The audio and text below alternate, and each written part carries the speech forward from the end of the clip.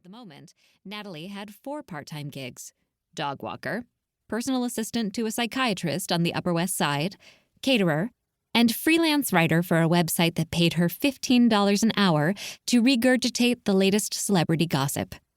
She lived in a 6th-floor walk-up, in a bedroom so tiny that she'd had to buy a bed with drawers built in underneath the mattress because there was no room for a bed and a dresser.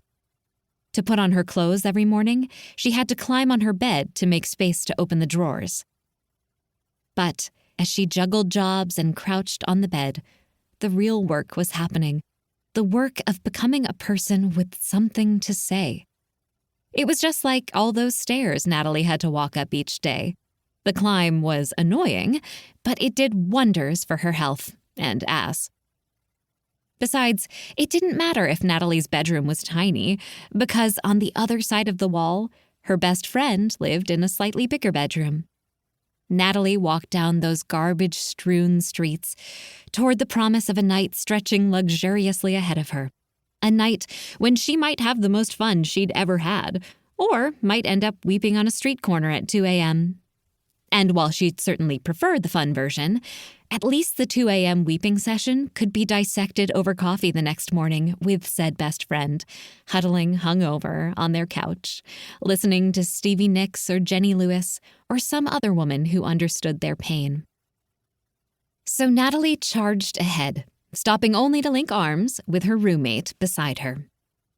"Have I told you how absolutely smoking hot you look tonight?" Gabby said, tilting her head up, a smile cracking across her face. "At least twice." "It's your birthday. You deserve a continuous stream of compliments." "Then, please, continue." "You look absolutely smoking hot." "It's not too booby, is it?" Gabby gestured at the floral pattern dress she was wearing, which was, in fact, rather boob-forward. "You look amazing," Natalie said. "And besides, why not let the girls see the sights?" Gabby cackled, Natalie's favorite laugh in the world. "You make it sound like they're my sheltered daughters finally getting to leave the bunker." She pulled her top up a bit. "I don't know. Angus was being so unhelpful about how fancy this party was going to be. Like, I assumed it was a fun night out at a bar, but he just texted me, 'Do your parents prefer a man who wears a tie or a bow tie?' Which, first of all, is something that I do not think my parents have any opinion about. But secondly, made me think that maybe he invited my parents to this?" Natalie pulled a face. Gabby's parents were wonderful, but they had given Gabby a curfew of 9:30 p.m. throughout high school and clearly wished they could still enforce it. "I love them, but I'm not looking to spend the whole night sipping a drink demurely while telling them about my progress at work." "Right, it's your 25th birthday party. You're supposed to do something wild and crazy." "I was thinking," Gabby said, "maybe tonight is the night that I finally dance on a table." "Whoa, tiger." "Okay, shut up.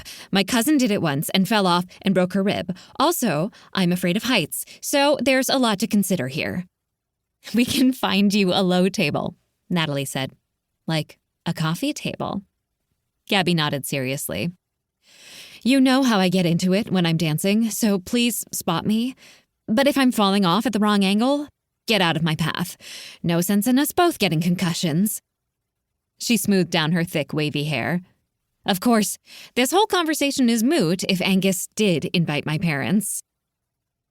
"That does seem like something Angus would do," Natalie said, her tone snarkier than she'd intended. Gabby raised an eyebrow, and Natalie rushed on. "He's a great guy, but maybe he doesn't always think things all the way through?" In other words, Angus was an absolute moron.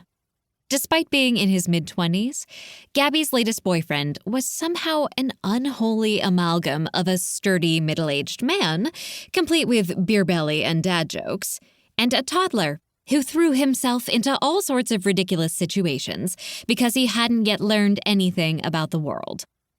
Angus had managed to cling on to Natalie's gorgeous, ambitious, going places best friend for a full year now, and